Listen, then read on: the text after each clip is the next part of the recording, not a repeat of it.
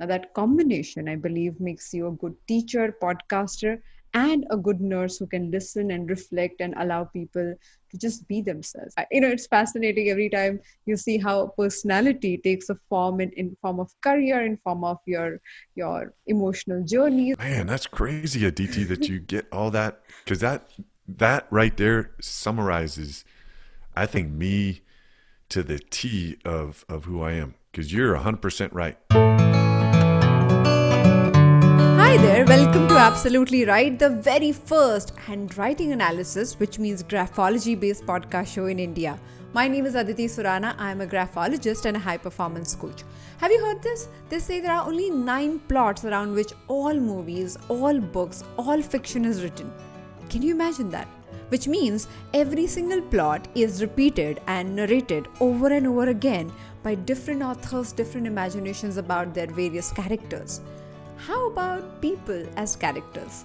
Have you ever thought about it? I'm brought up by an art director father who made us do shot division, scene analysis over dinner table conversation. So for me, I started looking at people as characters very early on in my life.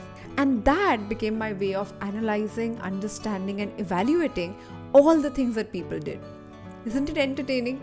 I'm giving you this thought because today's conversation, Wednesday episode, is all about diving deep into somebody's personality and understanding why do they make the choices they do and how can they resolve those choices and thereby indirectly, precariously understanding what can we do to change what we are doing.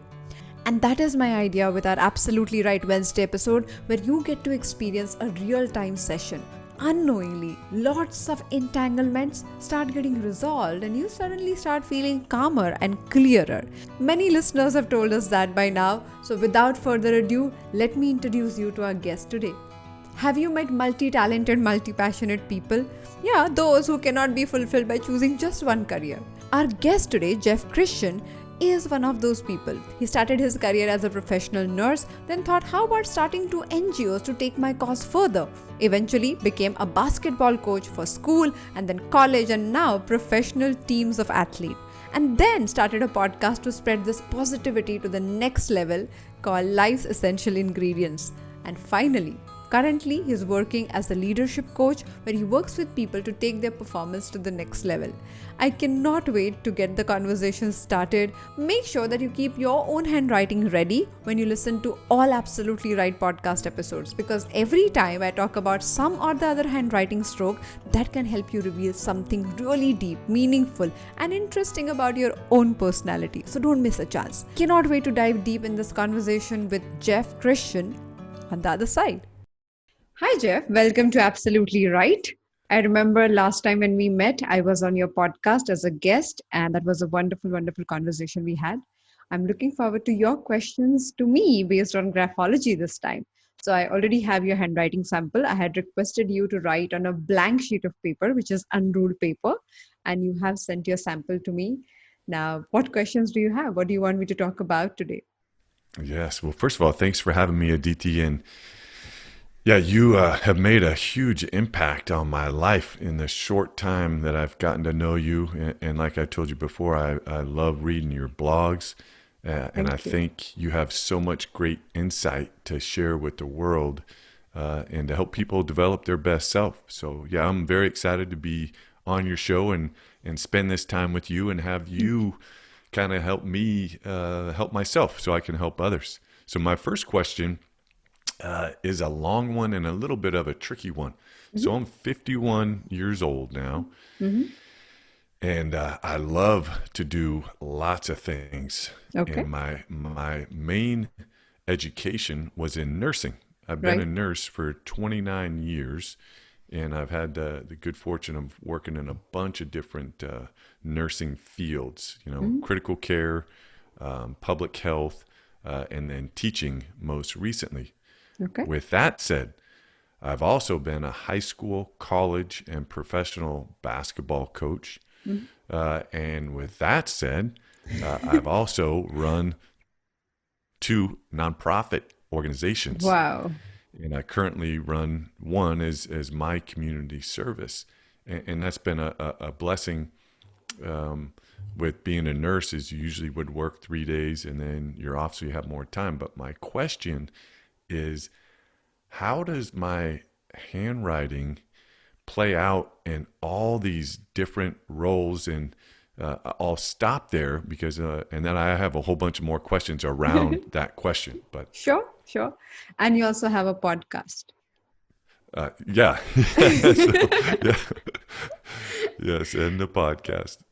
So, every profession, every career choice that you have made, every single thing has definitely came out of or chosen from the space of loving that larger idea so much that you couldn't have not done it. So it's not a practical, logical decision, but for you, you operate a lot from your emotional space. And that EQ, that emotional quotient that we talk about, is a fundamental reason why you choose whatever you do. And once you choose that, you put your 100% to that activity, to that profession. And that's the reason you kept picking up multiple things. So it's almost like falling in love with so many people at the same time. So for you, every career is a love affair in some or the other manner. So when you are working as a nurse, there are so many aspects of your personality are getting fulfilled there. But still, there is a need to be more intellectually stimulated, to be a teacher, somebody who can make a difference. Also, communicate or spread the word or spread that knowledge that you have gathered with the world.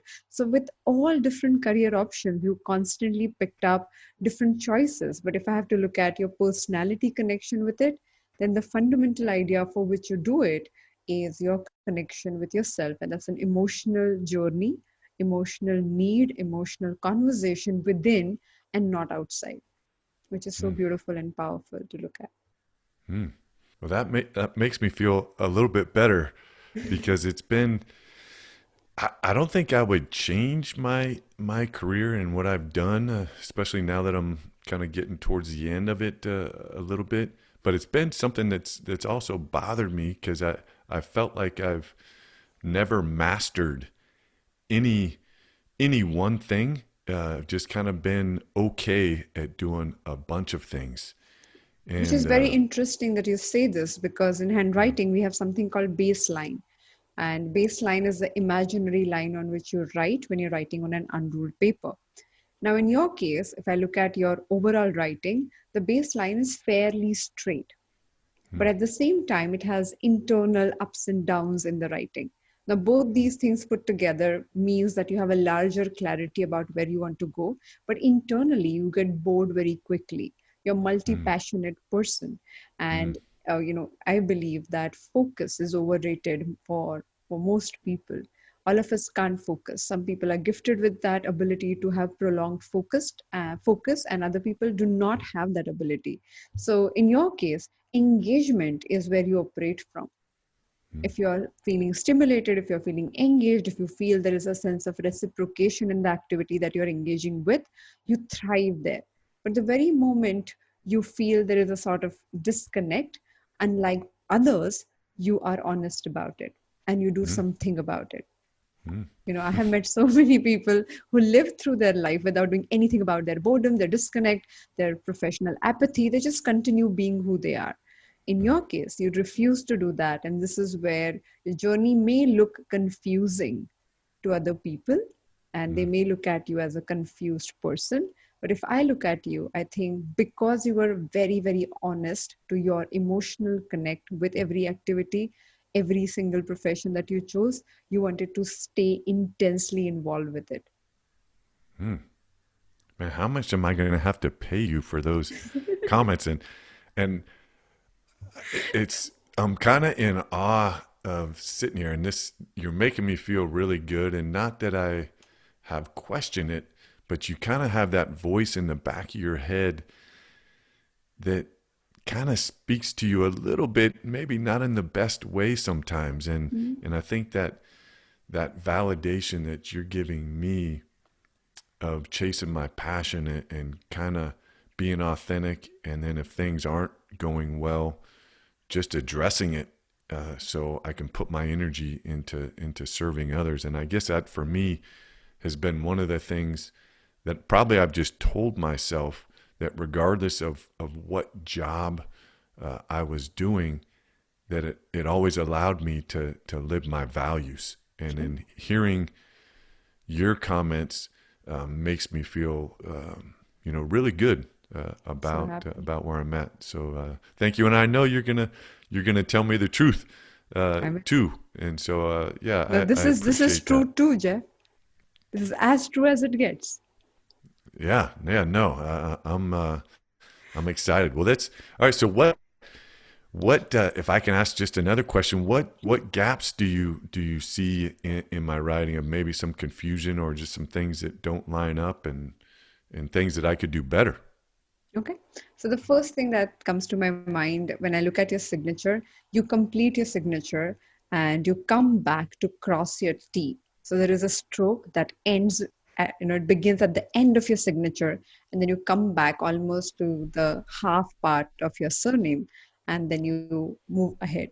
Now that backward stroke in anybody's writing talks about extreme self-criticism. Mm, And you spoke about that inner voice that kind of doubts you, questions you, makes you prove yourself over and over again. I would say that stroke in your writing is just representing that critical voice that exists throughout.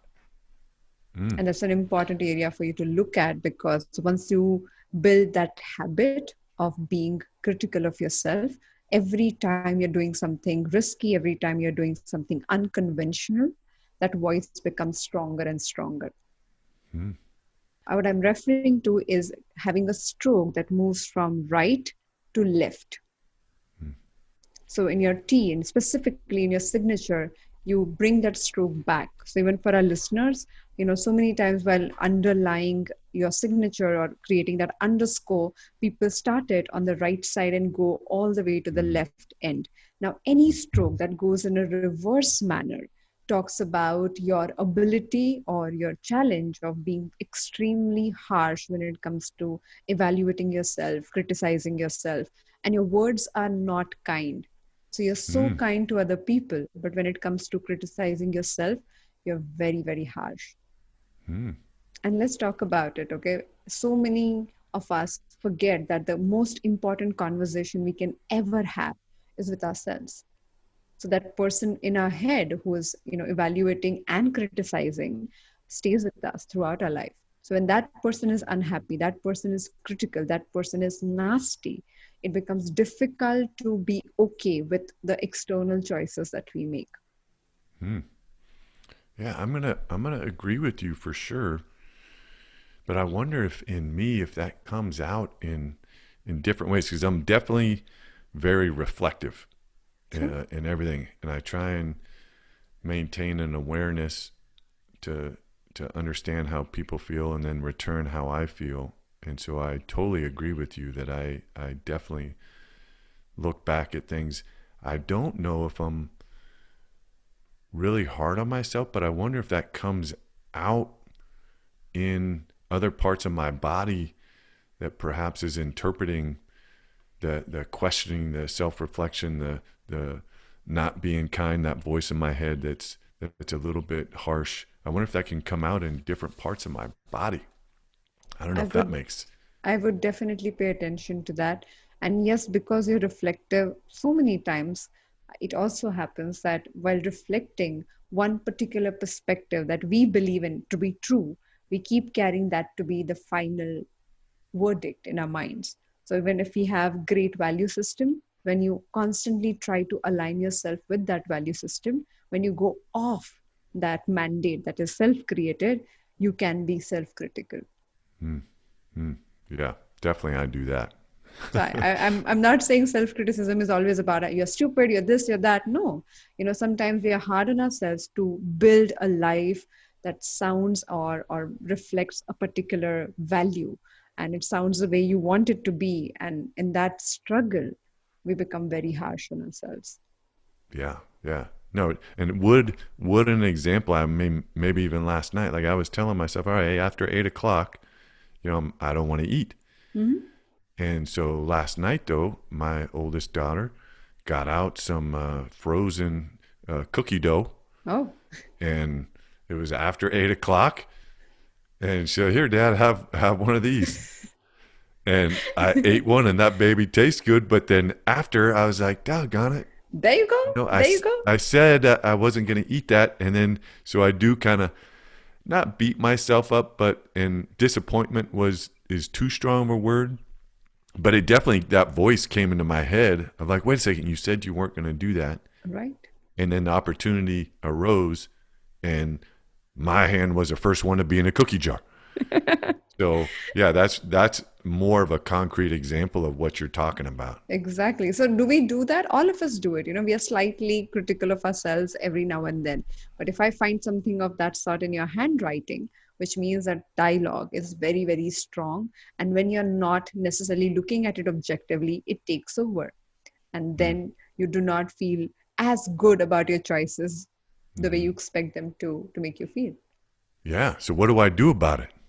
First of all, the self-critical idea comes from having very, very defined ideas of life. So in your next self-reflective session, please look at where have you defined yourself to be this way or that way.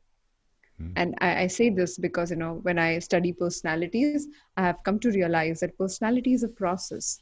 So many times when we are young or at one point in our life, we decide, I'm this kind of a person and I must behave in this particular manner. Now, whatever we choose about ourselves, whatever we define about ourselves becomes that mandate. And then anything other than that, we become judgmental about. So that is an evaluation point for you, or I would say reflecting point for you to think about. Definitely. And I'm taking notes because I'm for sure when I'm done with this, I'm gonna spend some time trying to figure that out. All right. So what did you see in my writing about how I make decisions? So first thing I spoke about, I find your decision-making style very empathetic and thereby also emotional. So there are two aspects to that for sure. Another aspect that I feel is when you are evaluating information, you gather a lot of information, but not always use that information to make the real decision. That's true. Yeah, there are some of That's us true. who love to carry information, gather, speak to friends and look at catalogs and go on websites and read reviews. But when it comes to making the actual decision, a purchase decision or whatever choice, we just go with what we feel. Oh man, did you talk to my wife before you made that statement, Aditi? No, your daughters actually. Oh man, my wife when we watch this back, she is gonna. Oh, I love Aditi for saying that because and I'm being serious now. I'm laughing at it, but that's been a little bit of a challenge. Is I'll go to her and then she'll give me some insight, and we've been married for 26 years. Thank Wow. God she's so patient with me. But then she'll get upset with me of saying, hey, well, I never take what she has to say into account Sure. for the decision. And it's crazy to say that you pick up on that in my writing, because that is, I mean, I do take into consideration, but you're right. I think a lot of my decisions come from somewhere deep inside and probably more emotional, which is probably not a good way to make decisions. But I gotta work on that. So Jeff, I feel do not work on that, because if at this point in time, if you accept your personality to be this kind of decision maker, it'll be easier for you. Because if you try to become a logical decision maker, which most people think evaluating every possible choice is the best possible way of going ahead, it won't work for you. I'll tell you why. The other aspect of your decision making is intuition. So many things that you pick up are picked up only because in that moment you feel very, very strongly about that choice, that person, that decision, and that experience is worth falling for in your world. So if you try to change that, you will just go against your own nature. So I keep telling people that a rose can become a better rose, but you cannot turn it into a sunflower. Only because it is more productive or it looks bright or whatever, for whatever reason. But whatever personality trait you have, if we take that and if we move that forward, I feel that would work much better than changing the aspects. Yeah, no, I appreciate you correcting me for that and giving me that insight in a different way. That word intuition, as a nurse, it's such a big part of what you Give me an do. example of this. How would you use intuition while making decision as a nurse? God, just in taking a patient's history of listening to what's not being said, looking at body language, choice of words, tone. There's so many other things that allow you to understand what's truly going on with the patient. And that comes from experience and intuition. Right. And then on a flip side, just personally, to hear you tell me how I make decisions and trusting your gut, same thing as intuition for me. And that's maybe more of a nursing thing, but that's led me to just meet some incredible people in my life.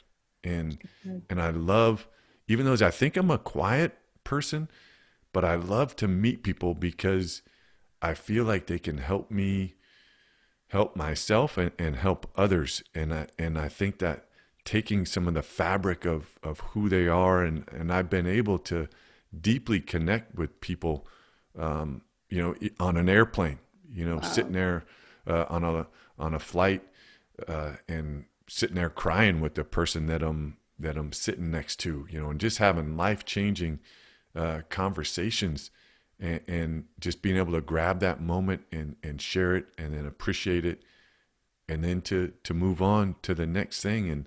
And hearing you describe me and how I make decisions is giving me goosebumps right now, first of all, but does make me feel a little bit better about appreciating that part of me, Yeah.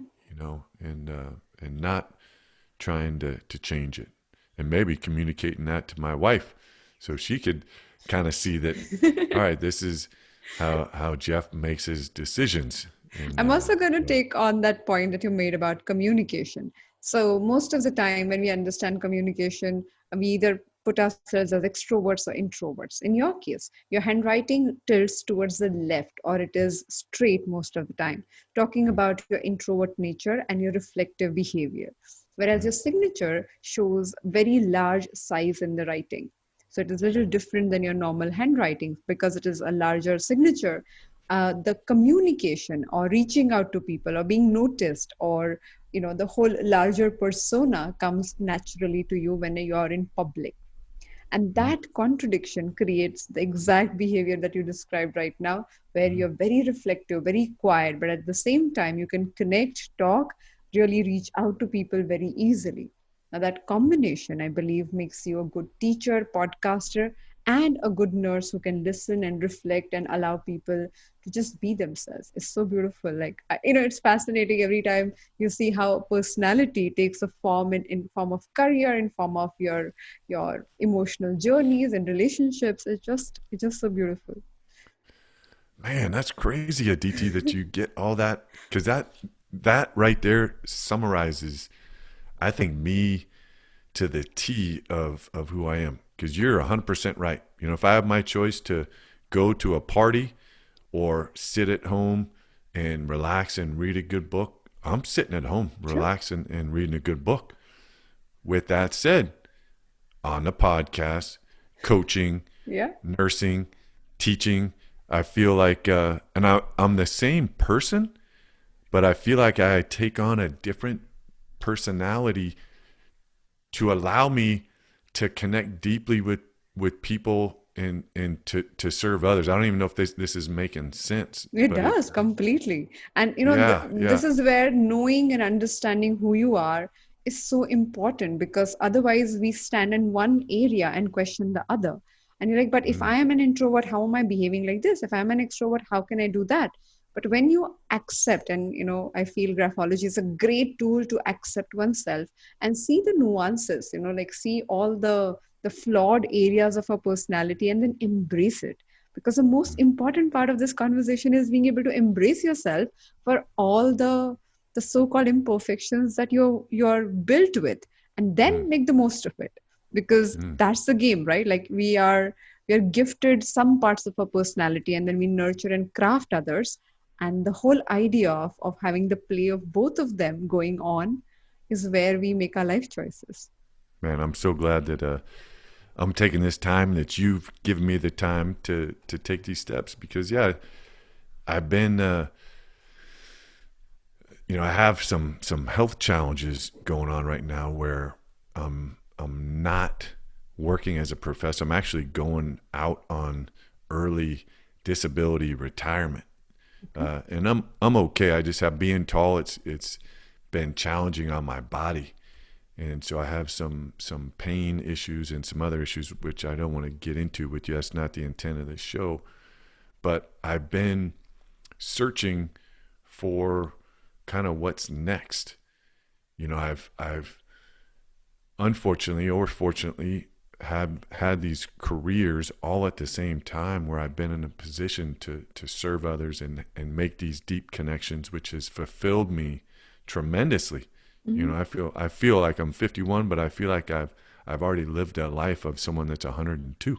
True. And maybe that's why my body is kind of breaking down, because I've done so much living in the short time that I've been on this earth.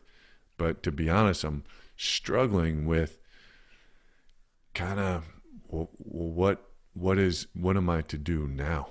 Yeah, I do this podcast, but yeah, who knows really what's going on with that? And I'm doing this nonprofit stuff, but that's kind of hit and miss. When it rains, I won't be doing much of that. And so yeah, I don't know if you have any insight on stuff that you've seen, and it's probably a lot deeper of a question, but I know that's one that I'm trying to just listen and be patient, which for me is very difficult, because usually I have my intuition, and when you have that intuition, it's all right, let's go get it. Right. And so yeah, I'm a little bit lost, I'm not gonna lie. So the most important aspect of your description and what you said about being lost comes from not being excited about any of these activities that you once fell for. So in so many areas you fell out of love, but you did not allow yourself to accept that fact, because that was against your value system, or that was against what you had decided at one point. But that does happen. We get into things and then we want to get out of it. But you do not allow yourself to get out of things as easily as you do when it comes to getting into them. So I would say probably this is an opportunity for you. You know how 2020 gave all of us that moment to pause and think and evaluate our life choices. Probably this health issue is causing you to pause at a different level and reflect on all the choices that you have made, and probably restart in areas where you do not feel the same emotional connect. Because going back to my first point where I started the conversation with, one of your strengths, I may say, is to be very, very honest with yourself when it comes to making the choice that you make. Now, that same honesty, when you are running out of love, you're not feeling the same level of involvement, is also playing against you, but you do not want to accept it. And at some level, I feel you are in denial of doing this. Like, no, probably one day I would feel the same way. I had picked that task or that larger area to serve the world. I'm going to continue whether I like it or not, whether I enjoy it or not, whether it makes a difference or not. But probably it's a forced way of being stopped in your tracks and think about areas that you got to probably drop at this point in time, which is very, very tough for you. Yeah, that's so true. And I've been trying, I haven't done it. I'm telling myself to surrender, but yeah, I don't think I'm there yet. And you hit it right on the head. I'm in denial still. And I'm trying to tell myself, hey, just surrender to what's going on, and then just sit and listen, and I'll get the guidance that I need for this next, journey, of my life. But yeah, still trying to process that. But let's move on. I have another question because I actually don't write in cursive. As you can see from my sample, I'm Right? surprised you were even able to read it. I have I, such I an have embarrassing.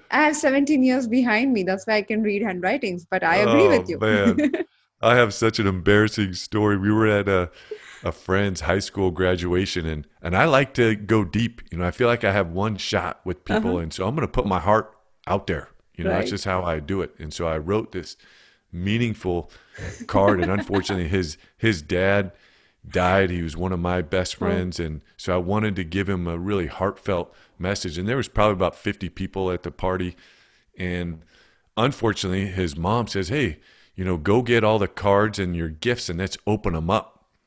And so I'm like, "Oh, great!" And so he's opening up his gifts, and then he gets to my card, and he has his eyes get huge, what I would call deer in the headlights. They're just monstrous like this. And he's looking around, he's looking for his mom, and I already know what's going on. He's like, "Mom, I can't read this." And everybody's sitting around watching this. And so they're like, "Well, hey, whose card is this?" And so I got to go over there, and then I got to read it to him, and it's like, oh man. So now, yeah, I don't use cursive. My right. kids can't read it, so now when I do anything, I type it or I just print it. So Uh-huh. what is up with that? Help me out, Aditi. So I think that's a beautiful observation that you made, but I'm going to connect it with our conversation about being intuitive. Now, here is the point. Though we are taught to write in a cursive style, that's something that is, even, because we were colonized, so British school of writing, so all of us are supposed to do it. That's considered good handwriting, blah, blah, blah. But when people are intuitive, they cannot hold on to cursive writing because it has too many connections. And when it comes to writing disconnected or print, as you're saying, the disconnected writing gives a creative mind complete scope to move wherever it wants to and come back in the moment. And that ability is where you become intuitive because you're observing Mm. 15 things. You're supposed to focus on your reading or writing that next word, but your mind can go anywhere in that moment of disconnection which shows in the writing. And that is the intuitive part of your behavior. So no matter how much you force yourself, you can never go back to cursive writing, luckily, thankfully, because you are deeply intuitive as a person. So it's against your nature. Wow. So I have a question. So like when I'm studying and taking notes, and I'm so excited, and I will write in cursive. I can't read my own writing, which I get all shook up. But in hearing you, am I interpreting this the right way that if I print, is that going to help my brain get more creative and make the connection behind what I'm reading and writing? And I don't know if you're following what I'm asking. To just get to make sure I'm getting your question right, you're saying that when you are making notes, you're always writing in cursive, whereas if you use print while taking notes, will it make you creative? Yes. That's a good question. Okay. Now, I would not say yes or no to that question because when we are rushing through writing, that is not a natural writing to begin with. That is Mm. only done to move forward. It's almost like taking dictation. So that's not your real handwriting. The real handwriting is when you sit down to write a sample, a real handwriting when you're making notes or in a way writing a diary or writing a letter that means a lot to you. Now that's your real handwriting, but not your greeting card where you're really trying to be calligraphy writer or something. That's all is not counted. Similarly, making notes, I can analyze that, but still it doesn't count because you're rushing and somebody is talking to you, so your half attention is on that person's next sentence and half in the writing, so that those samples are not considered as complete samples. Let's talk about one last part for me, and you probably already spoken to it, but I feel like we've addressed like my nursing and my nonprofit, and I've been a high school, college, and I'm actually coaching a professional basketball team. With COVID stuff, we're not doing that right now. But is there anything in my writing that you identified that could help me maybe gain some insight, some gaps, some blind spots in that role of coaching young people? And I've coached both, men and women. But yeah, that's my question. So what makes you a great coach is your ability to empathetically connect with people. And I think that's a brilliant experience. So whether you're coaching them on anything, the fact that these kids are getting to be around you and have a teacher or a coach they can connect with, I think that's a gift to begin with. Now, how can you make that process better if that's your question? Now, because you're very creative, you do not land up creating systems that you stick to. I believe as a coach, especially in a professional sport, you require to have those systems or those plans and those, structures that other people can follow and count on. So I definitely feel that's one area you either have to delegate it to someone, or you have to pay extra attention to create that structure only for them to follow it. It's like professional athlete discipline. But when you are lenient about it, and you're not lenient because you don't want them to improve, you're lenient because you look at the larger picture and you believe they'll figure it out eventually. But in the moment, probably that is needed, that is required. So I would say that sense of discipline for them to follow, not for you to follow, but for them to adhere to, is something I feel you probably need to pay attention to. That's crazy, because I would say that you were incorrect on that. Okay. But no, you're spot on, because the last team and the current team that I'm coaching, I would say it was I've been coaching high school boys, high school girls, and then college girls, and then this last team was a men's professional team with players probably 24 to 34 years old, and I realized that I haven't coached that level, and I think I did let myself kind of not have the same confidence and structure that you're talking about. So yeah, as you were saying that, I was like, no, I don't agree with Aditi. And then I was like, wait a second, she's spot on for my current coaching, right now. And so no, that's really good information to have. Yeah. So thank you for that. Most welcome. Well, I've definitely been a fan of just running across you, and definitely everything that you've highlighted for me today has been amazing. And I would say 99.99999 accurate. Thank you. So can you say absolutely right? Because that's the name of our show. Definitely. Aditi is absolutely right about my writing and my personality. And it's been so insightful to just get this knowledge. And then I need to take some time to sit back and reflect and process. And then honor, I think, is a word that I'm going to take from this conversation of in myself. I think I could do a better job at that. So for that, I thank you, Aditi. Thank you. And I feel, we have this segment on our show called Autograph Please, where I speak about your public image and how you're misunderstood. But I feel today's conversation was so loaded. It had so many nuances. And if somebody is completely tuned in, they'll understand that embracing yourself and looking at all those different combinations that one gets into as a person or as a personality while dealing with different situations at hand, and just being okay with that. We keep talking about development, improvement, going to the next level, but all of it begins by accepting yourself for who you are, how you are. And we miss that point. We are constantly made to feel less off. We are constantly made to feel that we need to fix something within ourselves to just be okay, just be good enough. And I feel I personally, Jeff, I have this fight with that thought. I feel when people will start accepting themselves for who they are, will change the way we purchase, we make life choices, the way we look at relationships. Everything would change. But constantly with the capitalist world that we are into, the kind of economy that works on our fear and our greed, We are constantly made to feel less of. And this is where the biggest challenge comes. And we don't realize when we are being programmed by others and when we start programming ourselves in the same thought process. And I feel that's important, even for you to look at. Man, well, you can't see it, but I got tears in my eyes, Aditi, with what you're saying, and you're speaking to my heart and soul for sure. And I think, I think I needed to hear that.